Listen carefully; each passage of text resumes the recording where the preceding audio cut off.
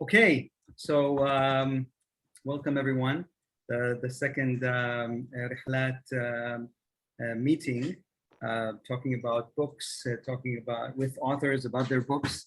And today I'm especially excited because we're hosting a friend and a colleague, and I think also a great book about the Muslim Brotherhood. Our next meeting would be on another book written by another friend and colleague, Leo Davudi, and this one about the discovery of oil and the constitutional revolution in Qajar, Iran.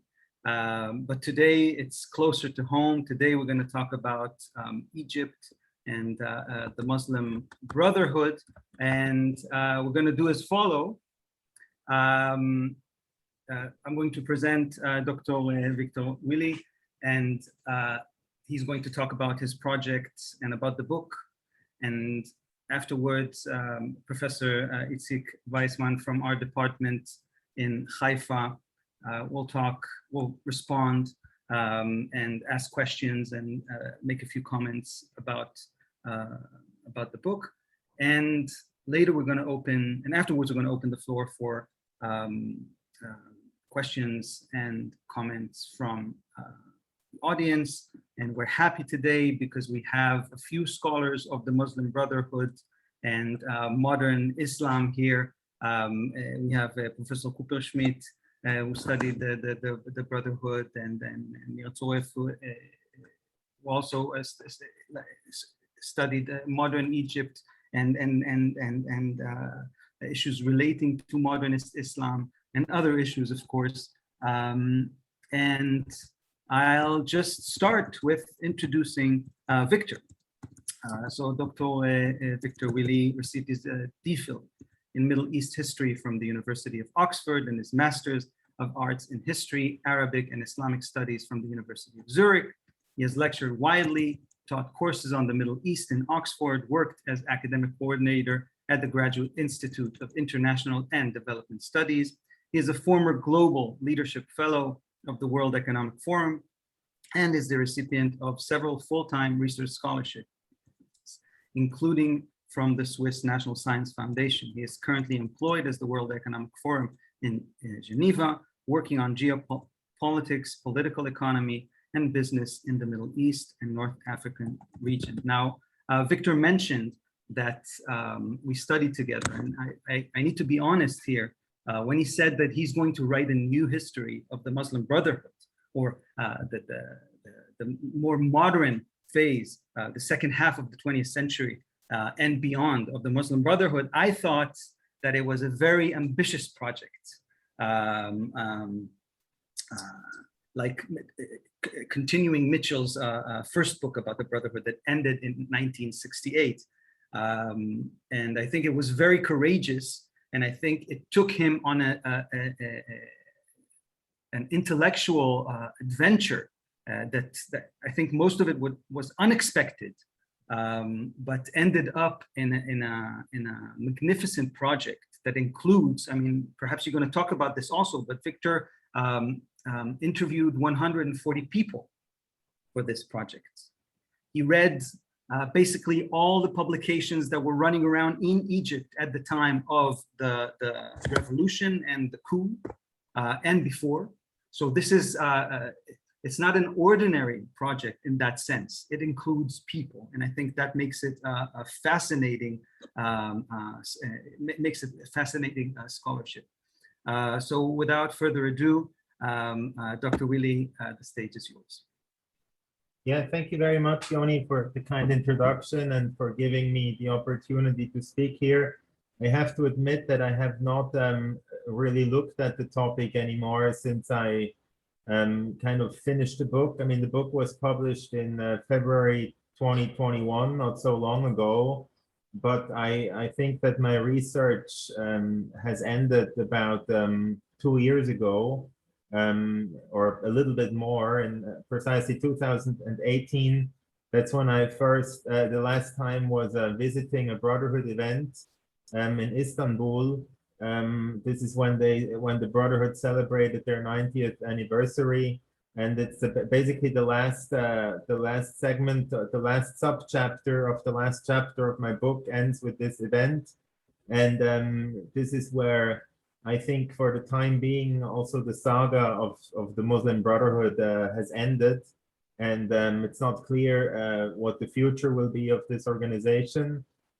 It is pretty much dismantled and destroyed in Egypt. I mean, there are of course still, at the time of the revolution in Egypt and during that transition period, I think there were about, according to various sources, about around 750,000 Brotherhood members.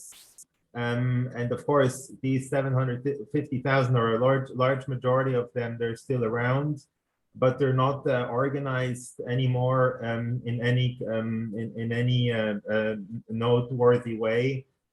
The leadership has been dismantled and imprisoned and exiled, and there are also in the time after 2013 various kind of disputes erupted. I mean, those were not new disputes, those were actually disputes that existed before throughout the history of the Brotherhood. But when the crisis came, that this fourth ordeal came in 2013, the Brotherhood pretty much ceased to exist as an organization in Egypt.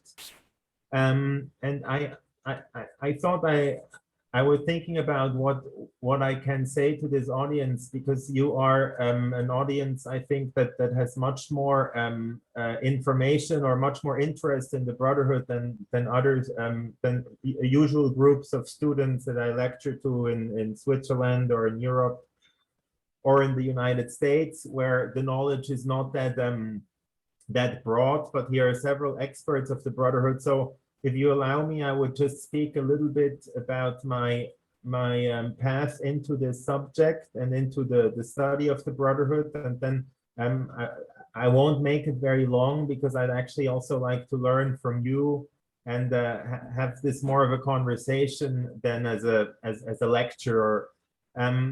But just for you to know, I was looking for a PhD topic in 2010 because I was determined to do a PhD, and I had a conversation with actually an Israeli tech entrepreneur. I first wanted to study something on Saudi oil, but after this conversation with this friend of mine, I became convinced that the Brotherhood was a far more interesting topic to study. And then I submitted a research proposal to Oxford in January 2011, just about 2 weeks before this revolution started. In Tunisia, the revolution was already ongoing, and just around the time when I submitted my research proposal on the Brotherhood, the revolution in Egypt erupted, and then then I started my first year in Oxford in 2011 in October, and just around the time when I was about ready to go on my field work in Egypt, the Brotherhood actually the Egyptians elected Mohamed Morsi as the president, and so I just arrived a few weeks or maybe 2 months before Morsi became the president. And I had a planned research time of about a year in Egypt, and so I was really able to witness the Brotherhood in action, so to speak. And I was there, you know, around all these great events, from the Morsi speech in Tahrir Square, you know, throughout this very tumultuous year of history in Egypt, all the way to the sort of the counter-revolutionary backlash against the Muslim Brotherhood, and finally the coup, or the military coup in July 2013. And that was a very fortunate period for me, because I was able to have real access to the rank and file members of the Brotherhood, which were usually known to be very secretive and hard to find and hard to talk to. And so my time in Egypt was lucky in the sense that the rank and file members would readily welcome me. I think I played that role of, I mean, from their perspective, I played that role of this, you know, Westerner, Swiss, Oxford student who came to Egypt to understand the Brotherhood. And at that time, from the perspective of the members, in a way, the theory of Hassan al-Banna was kind of, the prophecy was kind of being fulfilled.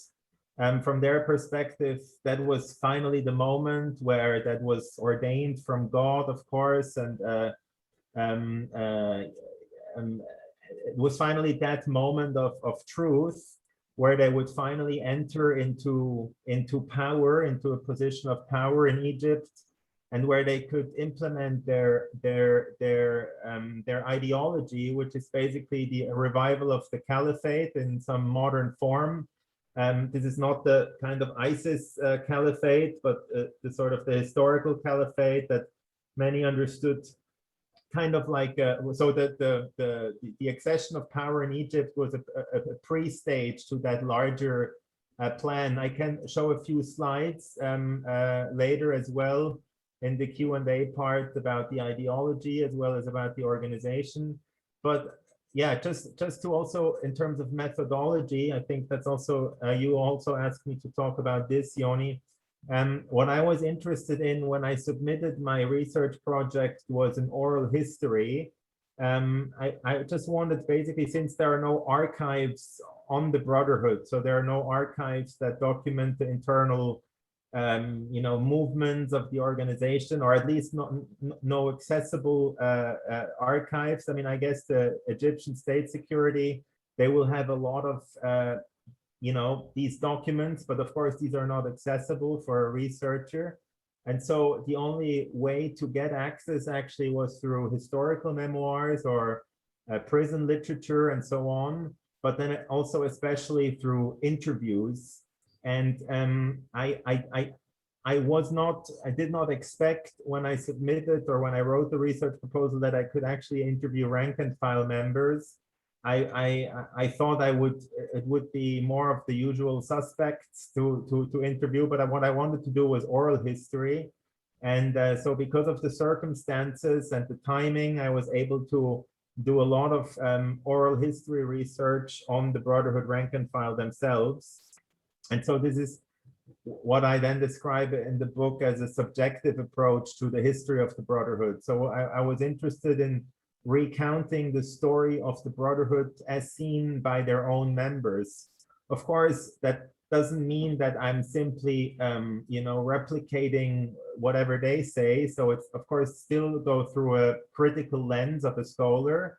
And also, you know, you also had a very large number of very contradicting narratives, depending on who you asked. And in hindsight, I would say there were three main groups that I interviewed. One was the Brotherhood leadership, the other one was the rank and file members, and the third was what I called the dissidents, the munshaqin, those who had left the Brotherhood and pursued their own path in one form or another. A large part of these, I mean, there were different departure phases from the Brotherhood, but of course, a big part of the people who had grievances with the traditional leadership left in and around during the revolution, including a lot of the youth members who became increasingly active during the early 2000s.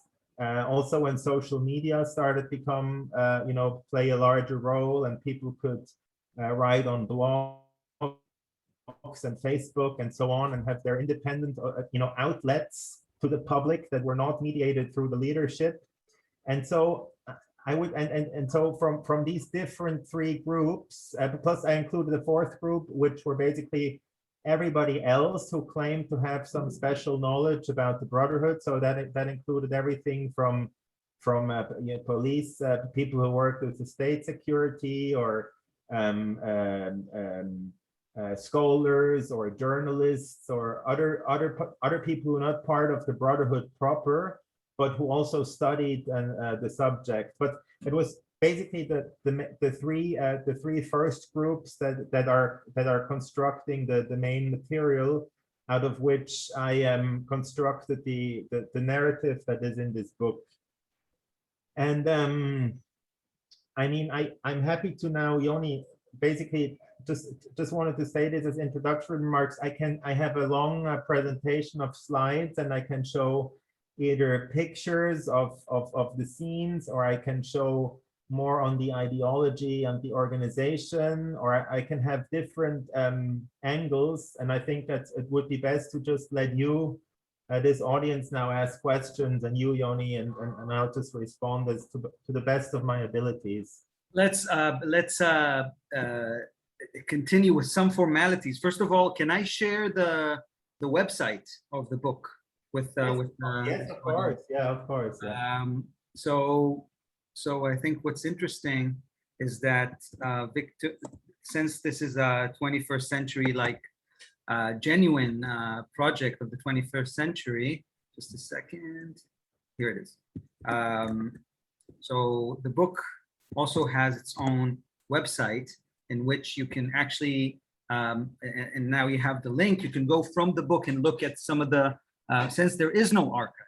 So this is a sort of digital archive that that helps you work through the book. I mean, go through while reading, and I think it's a brilliant idea. I remember when we talked about this, and it came out really good, and I think it's an inspiration to everyone writing history now, and using both forms of like now you read it either in a hard copy or from a PDF. You also have this. It really strengthens the experience, the intellectual experience of reading and understanding what you want to say. So Professor Weismann is going to talk now. He's going to address what he thought of the book. I'm going to present him very briefly. So Professor Itzchak Weismann is a full professor at Haifa at our department. In 2001, he published Taste of Modernity, Sufism, Salafia, and Arabism, Late Ottoman Damascus. Another book in 2007 about the Naqshbandiya, Orthodoxy and Activism in the worldwide Sufi tradition. He published a biography of Abdul Rahman al-Khawaqabi, and recently, and we also had an event for this, the culture of da'wah. So I think, at least in our department, but perhaps in Israel in general, there isn't like a greater expert in the field to talk about this book. And I'm happy that you're joining us, so Weismann, the floor is yours. Thank you, Dr. Furas, for this kind introduction, and especially for the opportunity to speak about this really fascinating project. To Dr. Willi, I can only say that I'm really envious that you were able to be on the spot during these events and to be an eyewitness and to speak with all these people. This is really a unique opportunity, and this is seen very much in the book. It's really 400 pages of information, a very detailed book, very informative, a wealth of observations and insights on the Egyptian Muslim Brothers, on the history, organization, personalities, context, disputes, really from all aspects. And this during a period of 50 years, which is really a long period. And on top of this, also a highly readable book. I enjoyed to read it. I didn't have so much time. I thought it will be like an average book, 200 pages, and I prepared. It was double, but it was a pleasure to read. And as Yoni said, I think it is really a worthy heir to the long list of books that we have on the Muslim Brothers. And I think most of you know the available literature. I just say a few words, and it will help us also see what is your contribution and what you add up to what was already known. So, of course, we must begin with the classical book of Mitchell, The Society of the Muslim Brotherhood. And he was also working in Egypt. He was also on the ground. He talked with the brothers, and exactly until 1968, a year before the book came out. An important complement is the book of Bringer Leah, the Society of Muslim Brotherhood in Egypt, the rise of an Islamist mass movement, 1928 to 42. And it's important complement because it speaks about the most important component of violence in the Brotherhood. And his argument is that Hassan al-Banna and the religious drifted into violence. They were not really the originator. Next phase is the radicalization. I think the most notable and perhaps the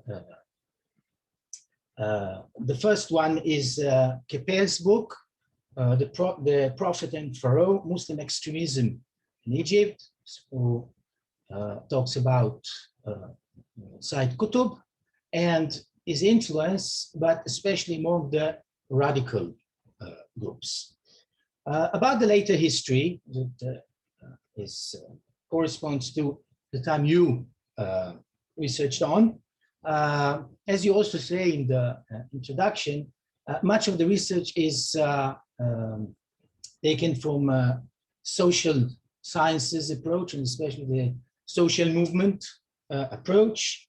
And I would like to mention Wickham's book, The Muslim Brotherhood, Evolution of an Islamist Movement, which was published in 2013 and includes already the Arab uprisings, and Khalil al-Anani's book, Inside the Muslim Brotherhood, Religion, Identity, and Politics. Of course, it's only a few of many other books. Of course, there is also a great literature in Arabic. Perhaps one of the most profound is Hussam Tamam. His latest book, as far as I know, is Al-Ikhwan al-Muslimun, Sanawat Ma Qabla al-Thawra. And also, I would like to mention Muslim Brotherhood is not only an Egyptian organization, but all Arab and international.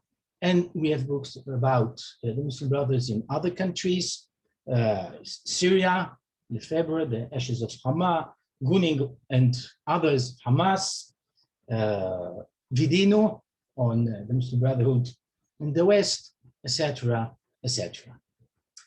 So what you add up, as I see, one thing, and that's why I also mentioned the titles of the other books, is that I very much liked your title, because all the others are kind of, the Muslim Brother, the Evolution, the Rise, but the title, the fourth Ordeal, it really says something, as I see it, and it points to the landmarks in the history of the Muslim Brotherhood, or maybe more accurately, of the persecution of the Muslim Brotherhood. Not that they didn't have a share or some responsibility in what happened, but still it helps us locate the events of 2013. So the first ordeal is, of course, around the assassination of Banna in 1949. Events, it may be the general violence of the period and the assassination of Mukrashi, the prime minister. And this is a recurring theme in Egyptian history in the context of the brothers, assassination of the prime minister, attempts of assassination. Second, the assassination attempt of Nasser in 1954, the 1965 organization under the inspiration of Said Qutb that led to his hanging, maybe the third ordeal. And here comes the fourth one, the military coup in 2013 against the elected President Morsi in 2013. Of course, these are not the only events, and persecution was, I would say, almost always there. Of course, in the events leading to assassination of Sadat in 1981, the terror wave of the mid-90s in Egypt, including another assassination attempt of Mubarak in Addis Ababa. In 2005, once again, this time due to the success of the, too much success of the Muslim Brotherhood. And therefore, maybe we could even think, instead of the fourth ordeal, of something like the endless ordeal of the Muslim Brotherhood. Because I think even the 1 year that they were in power, it was also no deal, I think. I'm not sure enjoyed very much his term of office. So I think this element of ordeal is really revealing about the Brotherhood. And well, once because of history, but second, you mentioned it because it shows that you looked at the organization from within. I mean, there is here an emotional element. Ordeal is feeling, the feeling of ordeal, and you really tried to see how these people saw the events, and maybe that's something that I'll come back to, how they felt about the event, because if you talk with the people, you can see much more than in any of the written documents of archives and newspapers. That's really something unique. And this is indeed the methodological aspect that is very special to your book. I mean, others also did it, Mitchell or Wickham, but I think no book took it really as the center of the methodology and weaved the other aspects around it. And I think this is very, very important. As you say, your interest is in the people and the politics, rather than in ideology and context, right? I think this is important. I will return to. Last element that I want to mention about the title is Egypt, 1968 to 2018. So you really focus on Egypt and say, well, occasionally you talk about also other places, especially Yemen and the Gulf states, but not all the important branches of the Muslim Brothers. But the years is really kind of corrective, because at least this is my impression, that when we talk about the Muslim Brothers, this is especially the heroic years of Hassan al-Banna and Said Qutb. Mm-hmm. And after that came more organizational issues and internal bickering and less eventful processes. And you bring us really a lot of information about what happened after that is no less important, of course.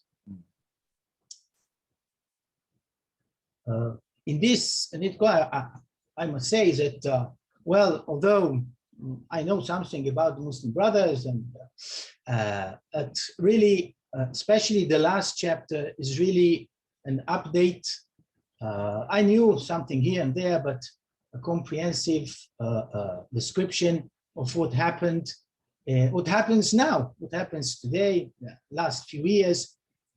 So it's really important update.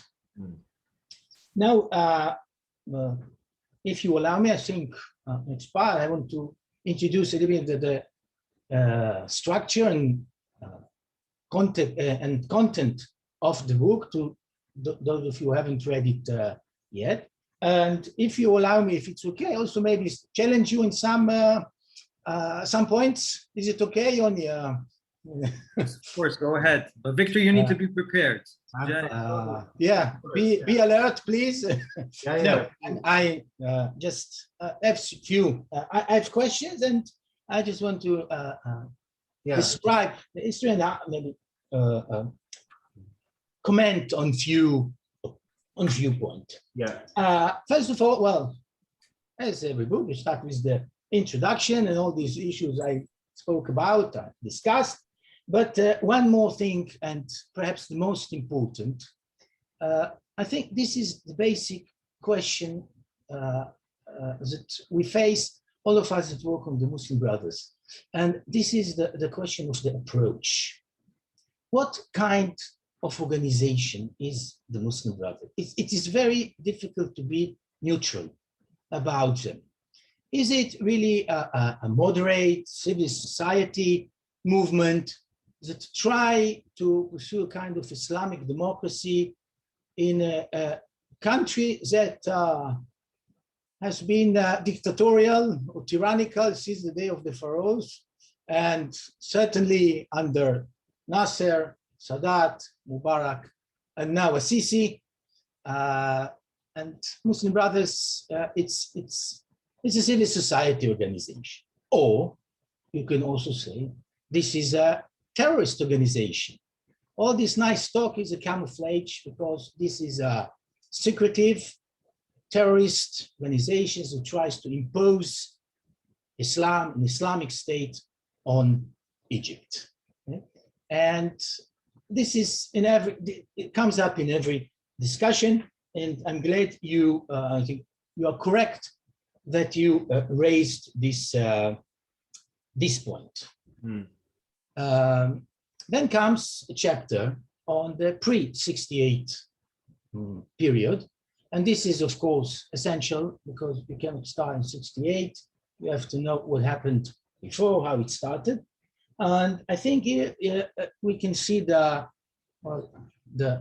strengths and weaknesses of your work, or if you want, your focuses and what you thought you left to others to do.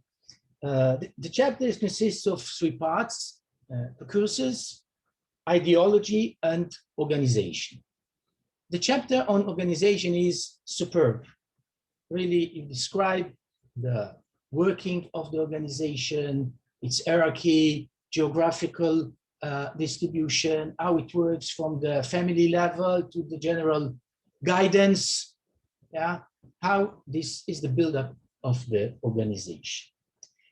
Still, when you speak about precursors, well, you go back to this trio of Afghani, Abdu, and Rida that really haunt our study of modern Islam. I mean, I would like to know more about the 1920s when there were a big ferment in associations in general and Islamic associations, in particular in Egypt, and how they worked and how the Muslim Brotherhood emerged and succeeded more than any other. Afrani left Egypt in 1879. This is 50 years before the beginning of the Muslim Brotherhood. And Abdu was a thinker. And Rida, it is right. This is the time of Rida. He was very influential. Still, we know that Bana was much more influenced by Muhyiddin al-Khatib and his group than of Rida. And then Rida is only personally. So I think in this sense, this is lacking. A little bit also, when you talk about the ideology, so you talk about the Shumuliya, especially the the inclusiveness of the Muslim Brotherhood, and this is of course right, but you speak very little about dawah. And as Yoni mentioned, I just published a book about it, so maybe I'm biased, but dawah is not only an instrument for the ideology. Dawah is the mission. This is the Muslim Brotherhood itself is dawah, and this is Islam. This is their Islam. So this is a really important section that I think can be said more about. But this is before your time of reset. This is just preparatory. And what we have next is 6 chapters that divide the history, roughly a decade, for a chapter for each decade, except of the last decade, the so-called Arab Spring, and its aftermath in 2 chapters. So this is from 68 to 80, the reemergence, or as you say, second founding of the Muslim Brotherhood as mass movement under the leadership of Omar Tilimsani, who was very activist, open-minded, and political-minded. And this is part of the Islamic revival. You also mentioned, very important, the birth of the Jama'ah Islamiyah, which I must say, I'm still, well, it is very ambivalent organization, and it is seen very nice in your description. When you talk about the sources of inspiration, so we say, well, it was Maududi, but then you say, but the most important is Dawah Salafiyah. And there is ambiguity. Is it a Salafi organization? Muslim Brotherhood? I'm not sure about it. Same when you talk about merger with the Muslim Brotherhood, giving the younger generation. On the other hand, we hear about the Jama'ah Islamiyah in the 90s as a terror organization. And until it renounces, I think 97, it renounces the way of terror. In the 80s, well, what we see is that Muslim Brotherhood tried to reintegrate under Tilimsani's spirit into the political system, into social, into the public sphere. And so we see the Muslim Brotherhood in parliament, we see them in the professional syndicates, but beneath the surface, you describe very nice how the vanguard is taking hold. I mean, the veterans, those who were at their experience in the prison, who are very circumspect in their ideology and try to be to focus on the organization, much more close-minded. One point that I want to suggest, maybe, you call them vanguard and related to Qutb. And indeed, Qutb talk about the Tali'a and all this. But vanguard is more, in my imagination, the association is more of revolution, of maybe violence, striving. And this vanguard was the opposite. They were very conservative, close. Maybe its better name would be old guard. Because vanguard, I would relate to the radical groups that actually left the Muslim Brotherhood. Shukri Mustafa, Jihad, and maybe the old guard would make it clearer, also because the others are the younger generation. 90s, you mentioned the introduction of neoliberalism to Egypt, and the Muslim Brothers are doing very well, especially the name of Khairat Shater, that came up every time and again in the revolution. But this is also the time of the strengthening of the old guard. Yeah. this is also the time, because the Muslim Brotherhood becomes more and more conservative, maybe in these terms, it's the emergence of the foundation of the Wasat party that are very more moderate than the brothers, to the extent that they try to form their own party. The 2000s, next chapter,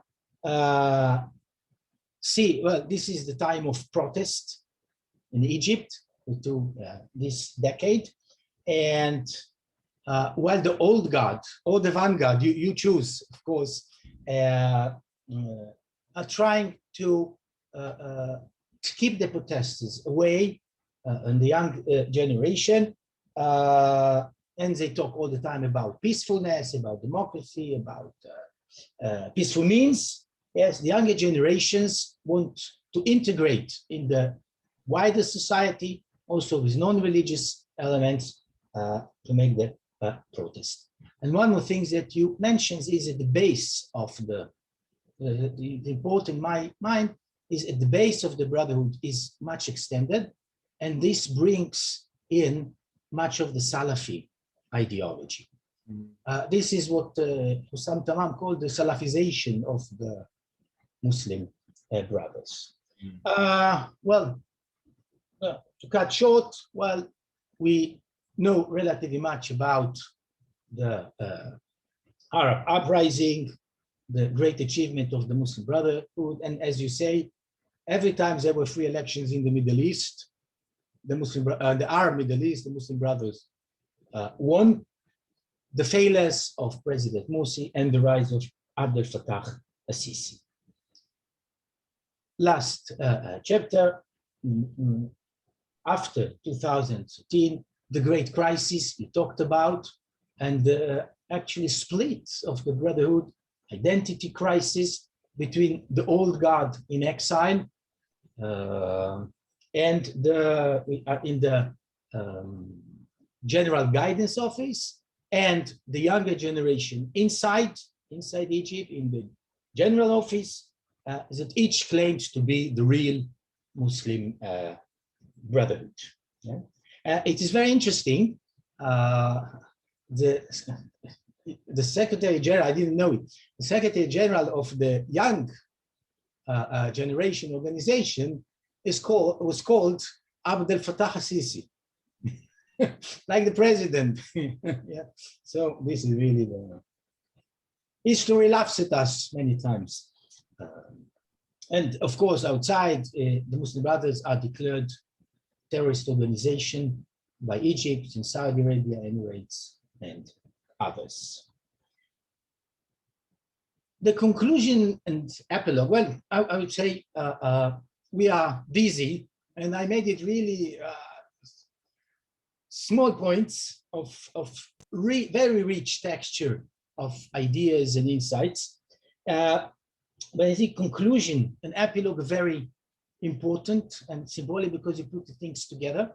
And actually, you know, I was a bit dizzy at this. Like you know, so many trees, it's hard to see the forest. But to put it very concisely and added a few points that I would even put it before the conclusion. One is the conspiracy mentality of the Muslim Brothers. It's something that we maybe tend to forget, but it is very, very important in the way of thinking. Who is to blame? Yes, the whole conclusion is why the failure?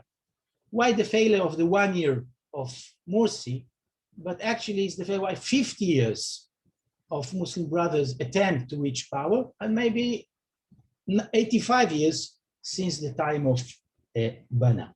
So conspiracy mentality, the blaming of others, of Israel, of course, Zionism, America, is very important. Second thing is really the split you mentioned between the old guard and new generation, that you attach, you say the old guard focus on da'wah, and the younger wanted politics. I'm not sure it's so dichotomous, but I think it's very important observation. And And the last thing, the epilogue, I loved it so much because this was really more a personal touch. And when you talk about your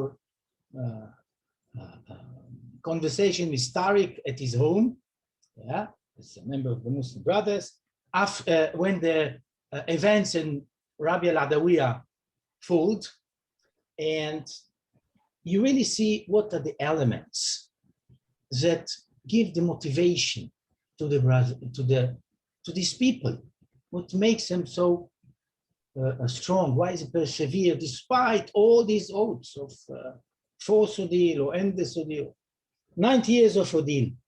And you see the fear of God, which it means that they are not fear of people, the will to sacrifice, the resilience of the organization. Okay, this part for the others, but the organizations will always remain.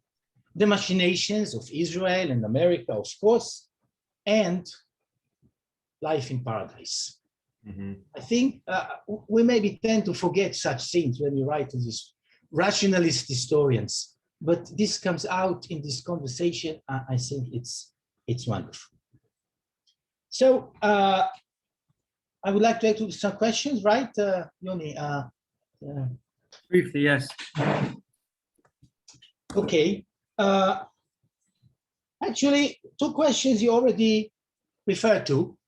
Maybe you want to add, but I would say, but first of all, I want to really to know, to hear more about your experiences. It's about you, your experiences, your difficulties you had, also methodology, how do you chose the topics of what to talk about, how to interview in all these 150 people you talked about. And the other one is what you think is the future of the Muslim Brotherhood? I mean, you are one of the few most knowledgeable people and most updated. Know where are they going to do them, or they are going to revive again. Another thing that I wanted to ask, and this is related to the basic questions of approach. Do you feel there were any changes in your approach to the Muslim Brothers while conducting the research? Did it change your what was actually maybe your bias or your pre-thinking, and did it change as you encounter with these people? And last thing is about the content. There are some issues of that I'm interested in, and I asked myself many times, and you didn't touch in the book, but maybe in your interview you came across them, and you can tell us some more than what exists in the book. One thing is women. I mean, your book is almost 99.9% about men. You mentioned Zainab al-Ghazali maybe 1 or 2 places, Qutb's sister. Just in the end, in this meeting of the 90th anniversary, but you mentioned Tariq's wife when he was hospitalized, when underwent an operation. She went to Rabi al-Adawiya, and then so. Do you have more about the Muslim sisters? Second thing is about Salafis, which I work on in the last few years intensively. You talk about Salafis in general, but there is a wealth of Salafi organization in Egypt, from the Ansar Sunnah al-Muhammadiyah and Jamia Sharia that emerged at the same time as the Muslim Brotherhood, even a few years before, and then Dawah Salafiyah, which is a real organization, and later incorporated, of course, into Anur party, the other group. Do they talk about them, about the Salafis? Are they bothered by them? What do they feel about Salafi ideas and Salafism as organization? And the last point is about the Muslim Brothers in other countries. Are the Egyptian brothers influenced by events in other places? For example, you know, the Hama uprising or Hama massacre in 1982, the repression of feasts in Algeria in 92. Did you hear anything about the Islamic movement in Israel? Hamas, I guess you heard more. So these are the issues that maybe you would like to expand on it. I hope I didn't take too much of your time, and thank you. So thank you, Professor Weismann. I'll add 2 questions, and then Victor, you're free to do whatever you want with the questions and present some of your slides and photos and experiences. About 10 years ago, when the revolution started, and I think we were very optimistic. So I cried many times looking at what was going on in the Egyptian street. One time, it wasn't alone, me watching Al Jazeera in my living room in Tel Aviv. It was in a lecture of Dr. Mina Tzoref. She mentioned this scene that I don't know where she took it from, about this lady, someone throwing a piece of paper to the ground, and this lady telling him, "What are you doing? This is New Egypt. We don't throw trash on the floor. Please pick it up." I think this is what I remember anyway. It was 10 years ago, and I was very excited because I thought, wow, this is something new that's happening. So I'm interested at what did you see when you were there, and what experiences of this Egypt you saw when they were in power and afterwards. And the second thing is related also to, I think Professor Weismann mentioned this, is so you are the Oxford graduate that's coming to Egypt to look at this phenomenon of the Muslim Brotherhood. I remember us talking a lot about Max Weber and the organization, and how do we understand organizations? How does this relate to the Muslim Brotherhood at the end, in hindsight? Do you think you understood the Muslim Brotherhood, or today you're still left with many questions and wonderings about the organization? So go ahead. Now you have your time to speak, and for the rest, perhaps you can write some questions, and Victor will read them while he talks and perhaps answer. What question how do you like me to start with? What question? Go ahead, whatever you want. Huh? Up to you. Okay. Maybe I can start with the question that you asked Professor Weismann about how my approach changed, and I assume that you mean the how my perception changed of the Muslim Brotherhood, and or you know what I was thinking of the organization. And so basically, I have to say that when I started this research, I kind of went in with an approach that was you know, maybe sympathetic to the Brotherhood, in the sense that I felt that they were talked about by many researchers, but not people would make really an attempt to understand the human subjects behind it. So I kind of went with this sort of idea, and I really tried to better understand them in terms of their, you know, their humanity, if you will, in terms of the human subjects that are behind it, because we often talk about the Islamists or the Arabs or the Muslims as if they were like one big bunch, as well as the, you know, the Brotherhood. But I felt there was more to it than just one holistic organization.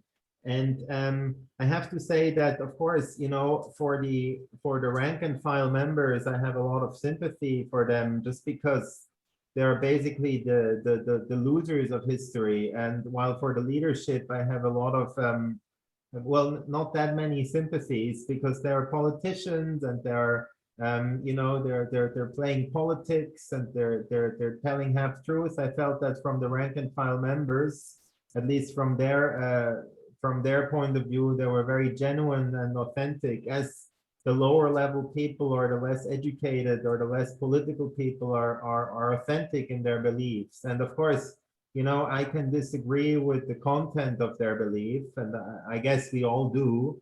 I mean, none of us, I presume, is thinking that, you know, somehow the Brotherhood should rule the world, or somehow Islam is somehow a superior system to other systems. I mean, but that's what they believe, and so I was sympathetic to them. And then, of course, during the research, you know, I was very frustrated a lot of times with the leadership, and I think that frustration kept on even beyond the coup, because I don't think that the Brotherhood leaders you know, were unfairly treated. I think and I hope that becomes clear in the book, I think they made a lot of mistakes. They were very political. They were obviously lying in the sense of what they promised first, that they wanted to have only 1/3 of of the parliament, and then suddenly they contested for much more votes, and then they said they don't care who runs the presidency. They would support the moderate candidate, but then they sent their own people. And then during the government of Morsi, they said they would try to form a government of national unity, but then of course they only placed Brotherhood loyalists in the key portfolios. So, and then in the end, their strategy just failed, just because also they never sided with the revolution fully. They were always trying to play an intermediary course between the military. They were all trying to cobble to the military, while always trying to keep the mantle of the revolution for public perception. And that's, of course, an approach that completely failed. So I kind of vasculated between being sympathetic to the genuine beliefs, although very misguided in my view, beliefs of the rank and file members, and the hard-nosed politics of the leadership. And that's so far to the approach. Maybe I can talk a little bit about women. I really tried very hard to interview women. I tried to get to women of the Brotherhood, but it was just not possible to have any female interview subjects. There is, I mean, the brother, maybe I can show a slide here on the organization. I think that would maybe help. Here, do you see that shared screen, the organizational apparatus? Yes. Okay, so you can see here what is sometimes called the sisterhood of the Muslim Brotherhood is actually just one of the specialized sections here that is attached to the General Secretariat of the Muslim Brotherhood. So just maybe in terms of explaining this slide, I segmented this in terms of the leadership, which is the upper box, which includes of course, the guidance office, the Shura Council, the General Shura Council, as well as the General Guide, and the policies that are coordinated through the General Secretariat. And then the Brotherhood is divided into, before the crackdown, 7 sectors.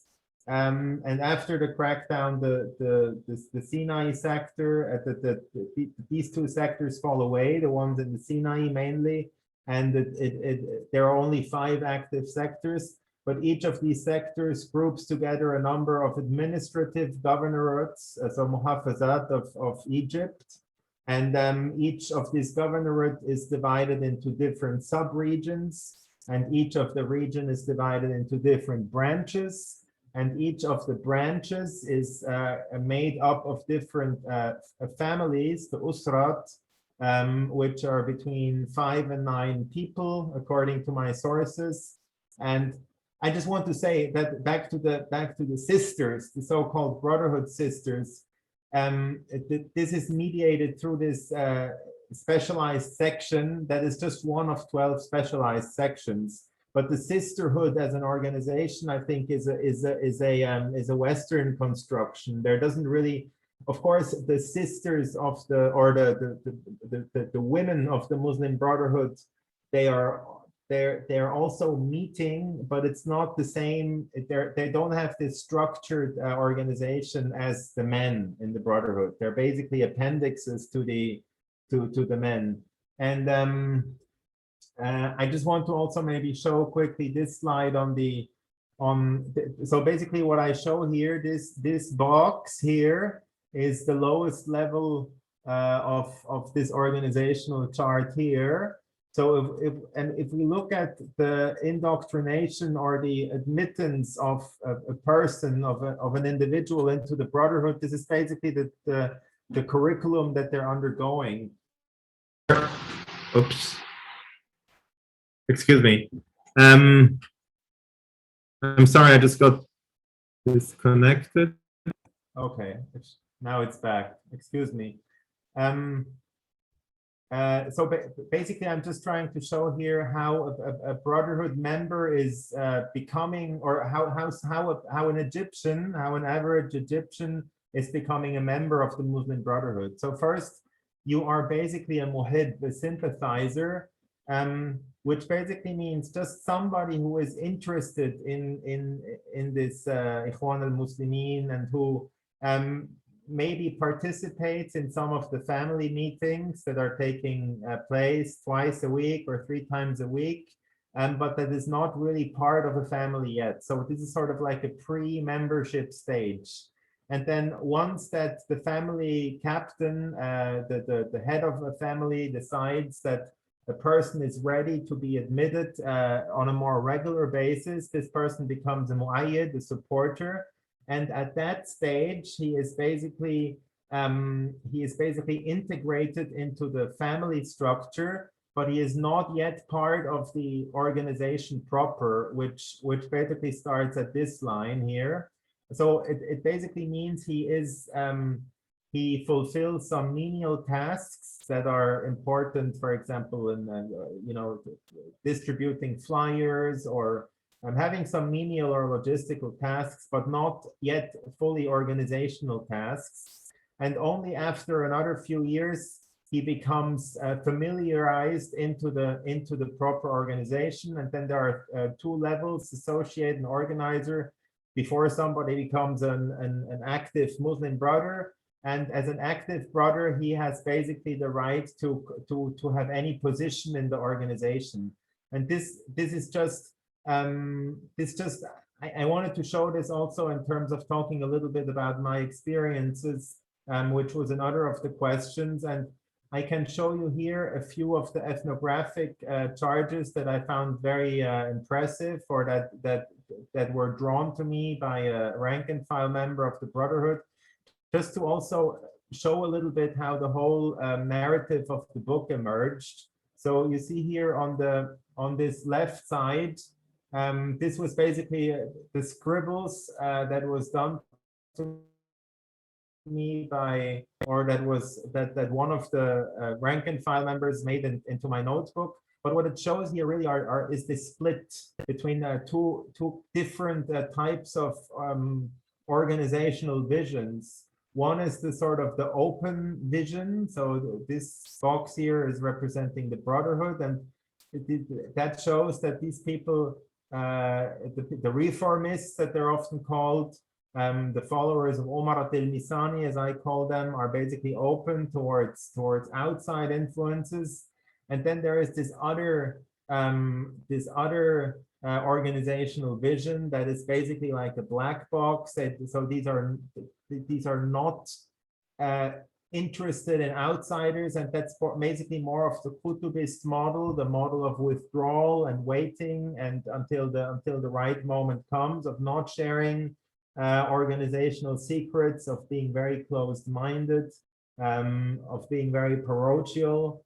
And it's basically out of charts like this. Here are a few others, also drawn from different rank and file members.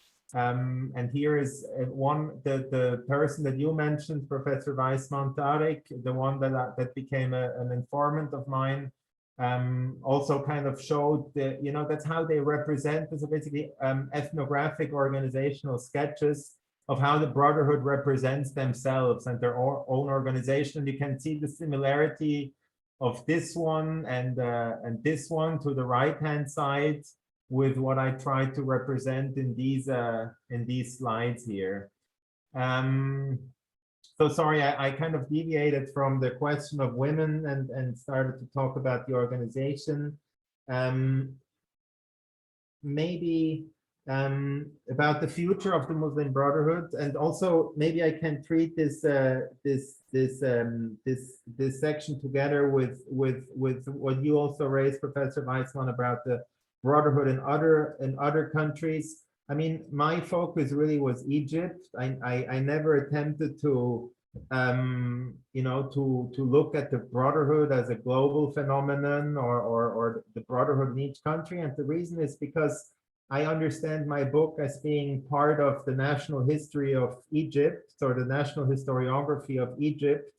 And really, the Brotherhood in Egypt is part of the history of Egypt. And although the Brotherhood often tries to play a larger role, especially the Brotherhood in Egypt tries to play a sort of a global role or a regional role, they are really subject to the national politics of Egypt. And this is, I also think this is because why the idea of the caliphate is not working.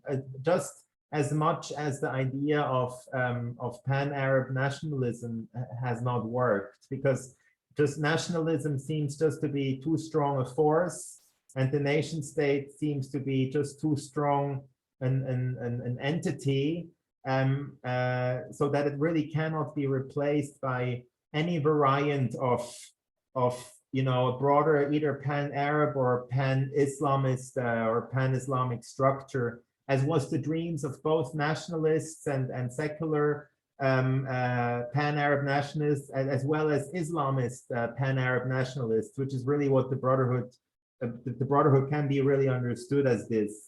And this is why I only touched on the Brotherhood organizations to the extent that my sources raised them as being important. Very interesting, for example, is that Hamas almost never came up in discussions. Whereas, for example, what came much more up was, for example, Turkey or Qatar or the UAE or Saudi Arabia, but for example, Hamas was never raised really as they don't see themselves really as affiliated with Hamas in any way. So although the Hamas kind of emerged from the same kind of family as the Muslim Brotherhood, today they are very, very different organizations. And this also maybe leads to an answer to the question of to the extent to which the Brotherhood is a terrorist organization. And that really goes into a political discussion around what is a terrorist organization. And the way I define a terrorist organization is that a terrorist organization should have I mean, if the meaning of the word terrorism is understood properly, in my view, it means to have a military structure and a structure that trains the members in military techniques and weapons and explosives and so on. And of course, the Brotherhood did have a terrorist organization in the 1940s in that sense, but they were trained by the Egyptian military. But at least as far as I know, yes, the Brotherhood is a secretive organization that tries to impose some sort of Islamist project, but I've never come across a proper military structure in Egypt, and I've never. So that's why I would not qualify the Brotherhood, definitely not qualify it as a secretive, as a peaceful civil society organization. And I'm sure that if they would have been in power, they would have become very authoritarian. And if they somehow, you know, it seems impossible, if they somehow could have subjugated the military under the civilian control of the Brotherhood, it would have been a very authoritarian organization. And I'm not sure if that's the better solution for Egypt than what we have now under Sisi. But I also would not go as far as say it's a terrorist organization, just simply for the fact that if you call ISIS or Hamas a terrorist organization, then the Brotherhood doesn't have this capacity for military training and weapons training and so on. So it's kind of an intermediate. What you raised, Professor Weismann, about the 1920s, it's really a great point. I have to admit, I have not looked at this at all, and it's really a weakness of the book that it doesn't look under the chapter of precursors on the 1920s. I feel that it would have been another PhD to go into this period, and so I just took what I did under the precursors. I just took it from the secondary literature, and that's true. That's definitely a weakness, and I admit that I should have looked more into this. And in terms of the ideology also. So I don't know. Maybe I'm not sure. Maybe there are some more questions, or maybe I haven't answered all of them. But please, Yoni. Perhaps someone else, I mean, from the audience would like to ask a question or comment, and I would like to see if you have some more slides or photos from what you saw there. But okay, yeah. The floor is open to more questions and comments from the audience, and please keep it brief.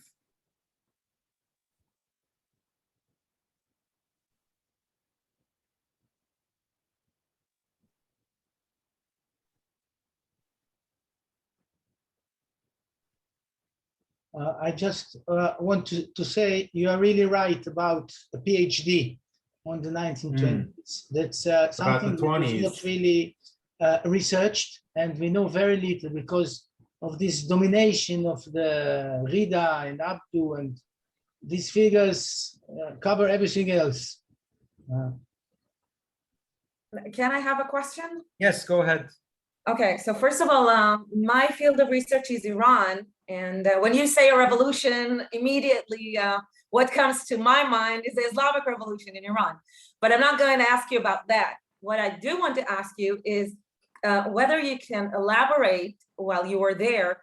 I know that the reactions in Tehran when Morsi was elected for president was an Islamic awakening. They saw it as another step forward for the exportation of the Islamic Revolution. Mm-hmm. And Morsi even visited Tehran, and Ahmadinejad visited Cairo. So it seems for a short while that there is a renewal of contact and relationship between Egypt and Iran. And this, of course, as fast as it grew and emerged, it faded away. So what I'm actually asking if there were any, I don't know, if you can elaborate if there were any talks in the streets or in what you heard with regard to approaching Iran or renewing the relationship or anything, or ideological influence or anything of this sort. I mean, what I can say is that Morsi, yes, he actually visited Iran, but it's important to also know that before he did that, he visited Riyadh to make sure and to appease the Saudis that the visit to Iran was not going to mean any change in policies towards Iran. So I think the Brotherhood leadership and Morsi at the time, they were always very conscious and very aware that the Saudi relationship would be much more important than whatever the Iranian relationship would be like. And so there were real politicians in that sense. And it's funny that I think Ahmadinejad, yes, he kind of visited Cairo, but he did this against the knowledge that the Brotherhood would always prioritize the Saudi relationship over the Iranian one. And so I haven't, I mean, when I know that the leadership in Iran, they try to also, try to press the events in Egypt through the cookie cutter model of their ideology. And of course, they would call it an Islamic revolution and sort of like the continuation of the project that was started in 1979. I haven't heard much. I mean, Iran was not very much discussed on the streets of Egypt, really. I mean, it was not And so I haven't come across that a lot, to be honest.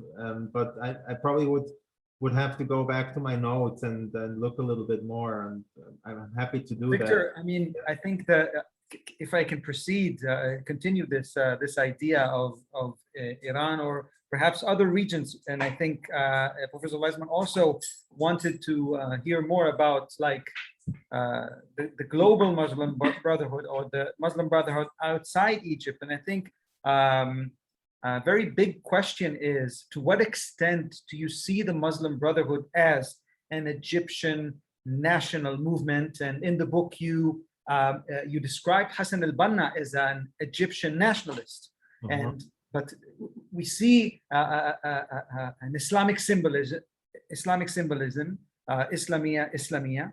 But to what extent this is really Islamia, and to what extent this is an Egyptian phenomenon? And we should look at the Egyptian Muslim Brotherhood as something that is much more Egyptian than it is Islamic.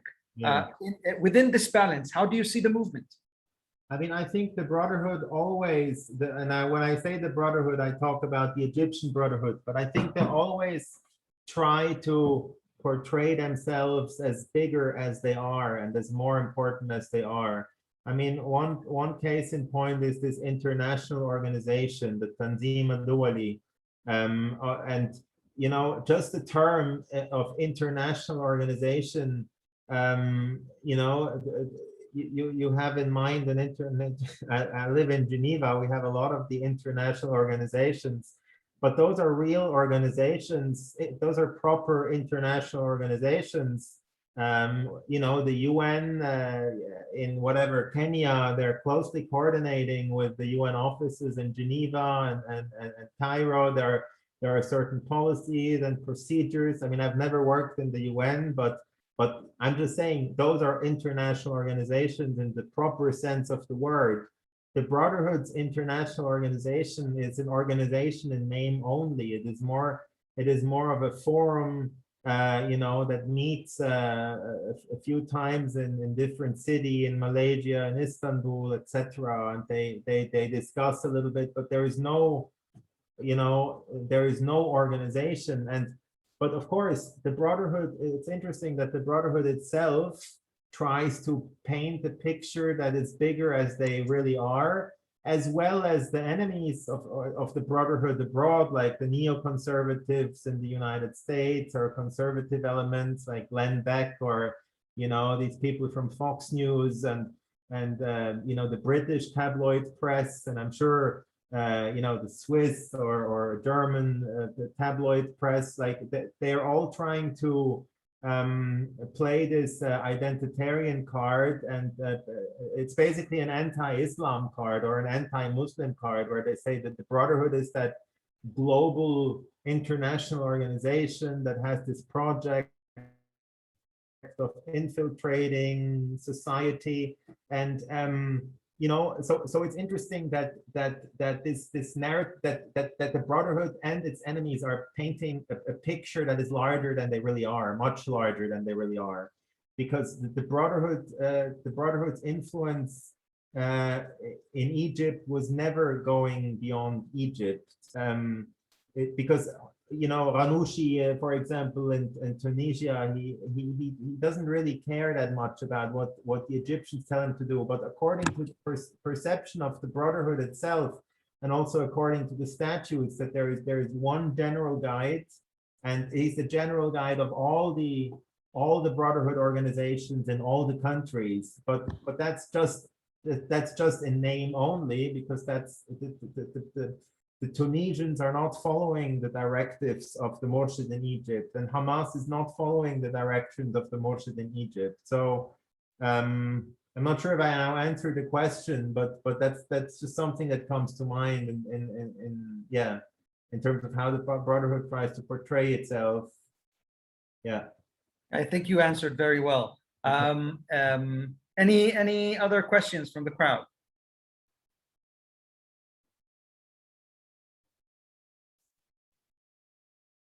So perhaps just a last question, and that's, I mean, you predicted, or you said something about Is Sisi better than the authoritarian regime that that the Brotherhood started before the coup? May I ask? I mean, the very large network, of interviewees, the people that you saw in the different phases in Cairo. Where are they now? What do they say about the situation? And the ones that haven't been killed or imprisoned, what do they think about the future of the country? And in a few words, what are the prospects of the organization today, like in the near future? Where do they see themselves? You know, it's interesting because if you would have asked, I don't know, if you would have asked Mitchell, I guess in 1954 or 1960, where he sees is the future of the Brotherhood, he probably would not have, he probably would have not seen a future of the Brotherhood in Egypt, because like today, they were in prison or they were in exile. And it's really hard to say. I mean, I think that if somehow there is a new revolution in Egypt, I mean, this is something that is highly unlikely because the surveillance state and the security state, they're much stronger. The police forces have become much stronger than they were under Mubarak. Also, the internet surveillance is much more sophisticated. I mean, the current Egyptian regime, they're very well trained by North Koreans and Emiratis and Chinese. I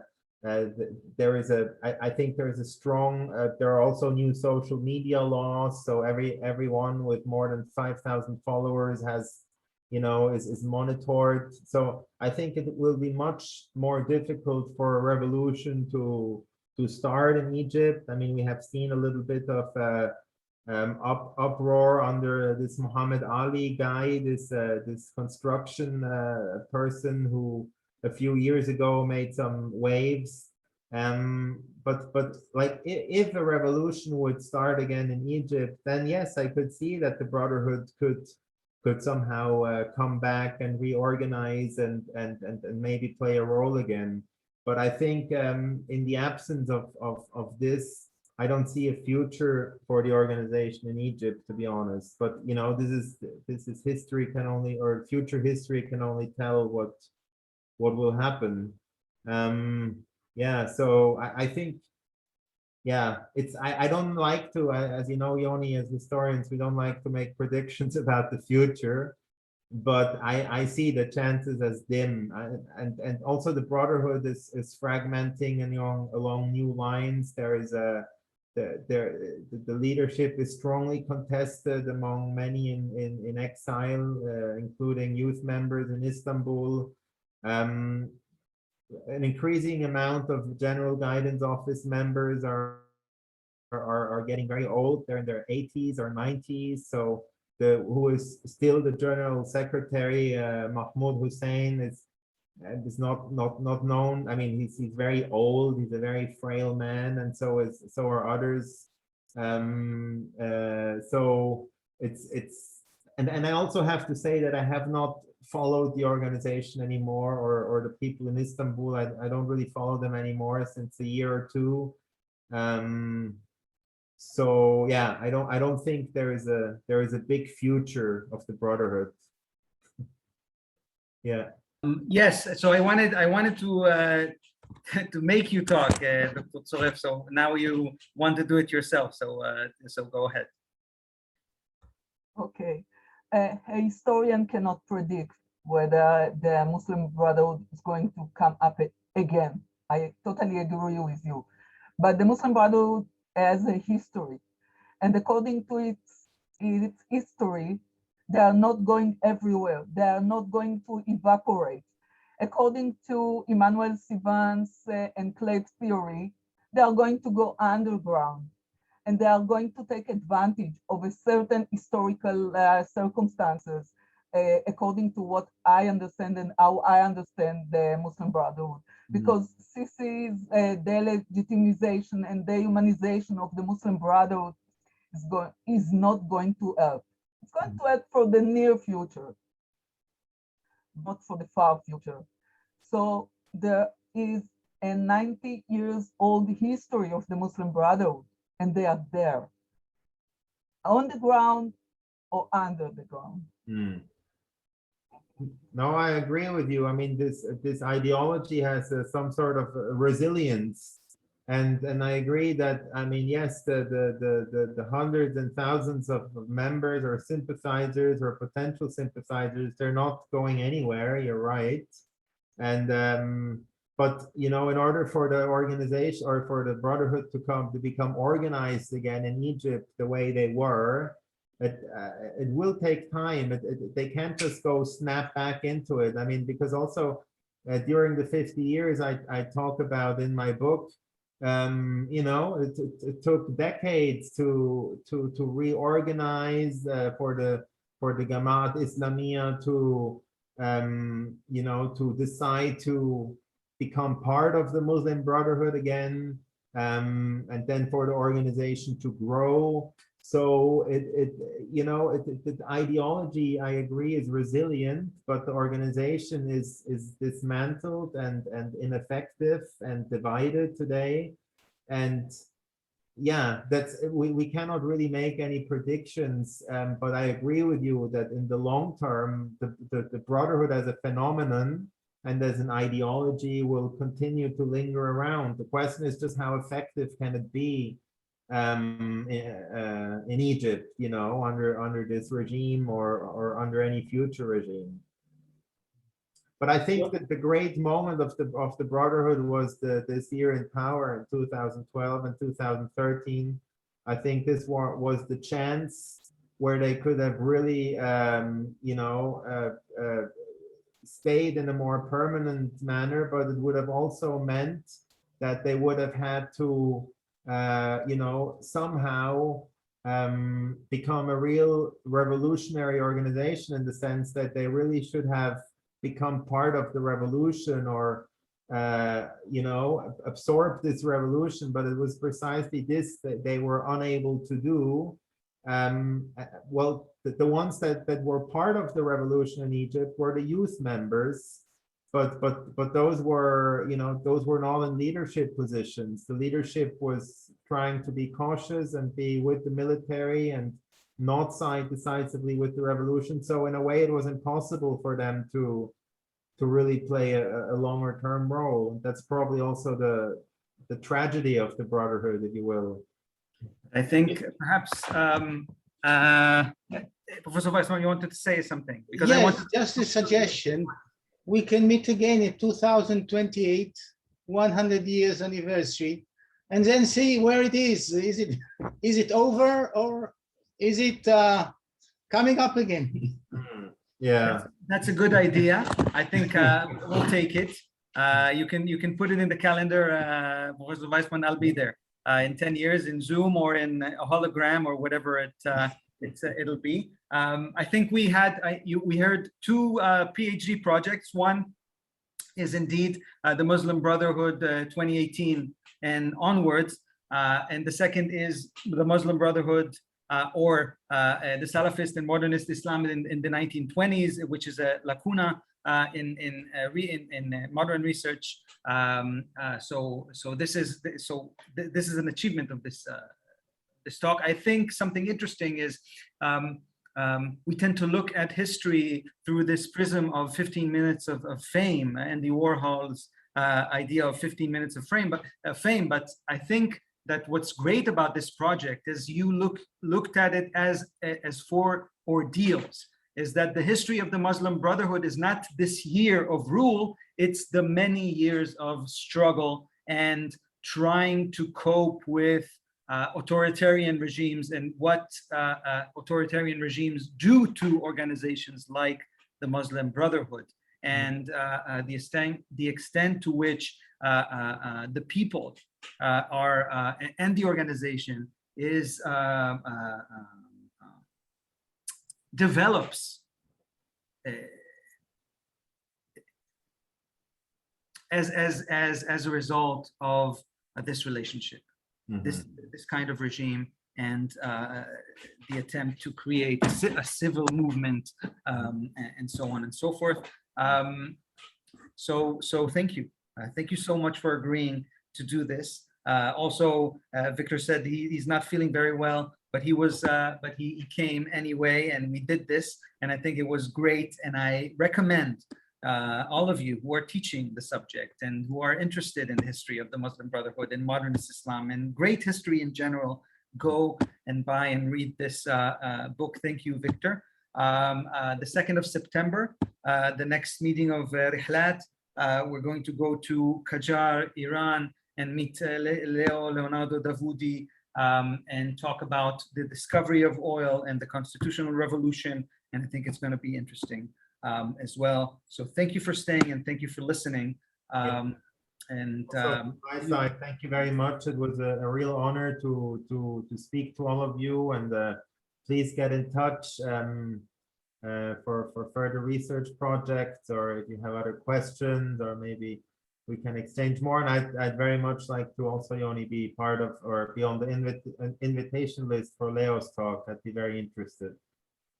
Okay, and you said that you were coming, that you have a visit for the World Economic Forum in our region. So perhaps we can meet in person. Yes, when as soon as this is confirmed, of course, I will let you know, and we can maybe have another conversation.